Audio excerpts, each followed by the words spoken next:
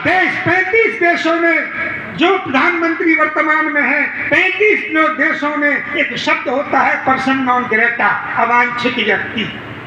35 राष्ट्रों ने नरेंद्र मोदी जी को पर्सन नॉन ग्रेटा, अवांछित व्यक्ति घोषित कर दिया। ये उन दोस्त को विजिट नहीं कर सकते थे, इनको वीजा नहीं मिल सकता था 2002 में। लेकिन जब चुनाव हुआ तो यही बहन जी वहां गुजरात में गई और उन्होंने ये ऐलान किया कि नरेंद्र मोदी जैसा कोई भी धर्मनिरपेक्ष व्यक्ति है ही नहीं।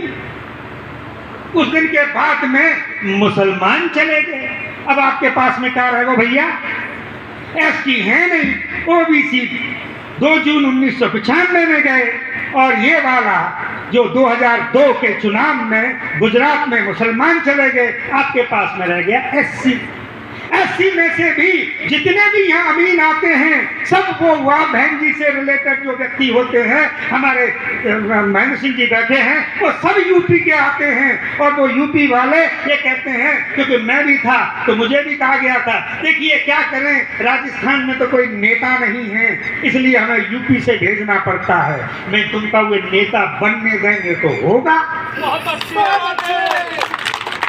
तुमने जिंदगी में कभी किसी को करने नहीं दिया, ये अमीन भेज दिया। और ये अमीन जाके पैसे वाले का काम करते हैं, कभी तो बाबा साहब के नाम से, कभी कांसीराम जी के नाम से, कभी किसी के नाम से। ये सिर्फ और सिर्फ आप लोगों से, क्योंकि इनकी औकात नहीं है। मैं चैलेंज करके बोलता हूँ, इनकी औकात नहीं है कि किसी दूसरी जाति के घर में जाके वोट भी मांग के आए। इनके जितने भी जिला अध्यक्ष हैं, जितने भी हैं, वो सब एक ही समाज से आते हैं, वो भी जाता है।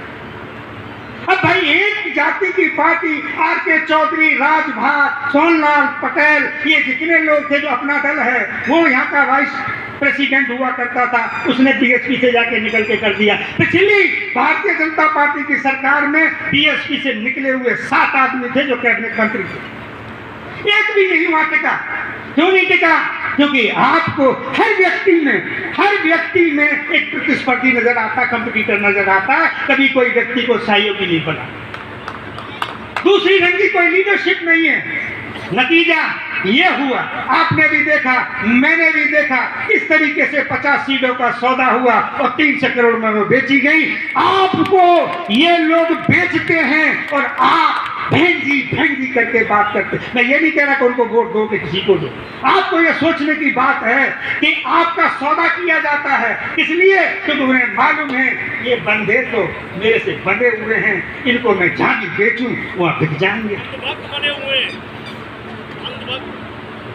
आपको पढ़ने की आवश्यकता है, समाज में जाने की आवश्यकता है, पिछलग्गू बनने की आवश्यकता नहीं है। कभी भी ऐसा कोई काम बता दो, मैं मानता हूं सिर्फ मॉन्यूमेंट्स बनाने के, लखनऊ में मॉन्यूमेंट्स बनाने के, प्रेरणा स्थल बनाने के, जो ये मूर्तियां हैं ये लगाने के काम किए, परंतु हमें एक आरक्षण अधिनियम भी नहीं दिया।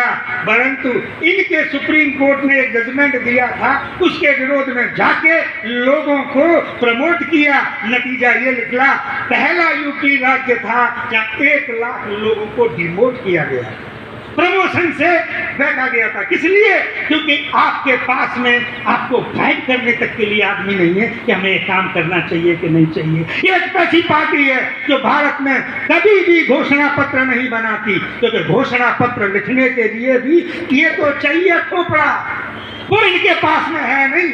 सिर्फ जाति के नाम पर जाकर करके हम लोगों की राजनीतिक शक्ति छीनो। ना हम इधर के रहे ना उधर के रहे। नतीजा क्या हुआ? भरतपुर डिस्ट्रिक्ट की ले लीजिए, हम जाते हैं एफआईआर लिखाने के लिए तो बोला ये हाथी, हम वोट काउंट दें, बस उसका नाम वही लग जाए कि ये तो भाई वो है। आपने पहली बार एक टैक्टिकल वोटिंग की सोच समझ के की, नतीजा आप सबके सामने है। भरतपुर डिस्ट्रिक्ट में इस पूरे क्षेत्र में 35 सीटें हैं, जिनमें से 32 सीटें आई। इस क्षेत्र का मतलब है जहां पर आप लोगों की जनसंख्या 20% के बराबर है। जाटवों की 25% यानी 25% है, उनमें से 80% की जनसंख्या जाटवों की है।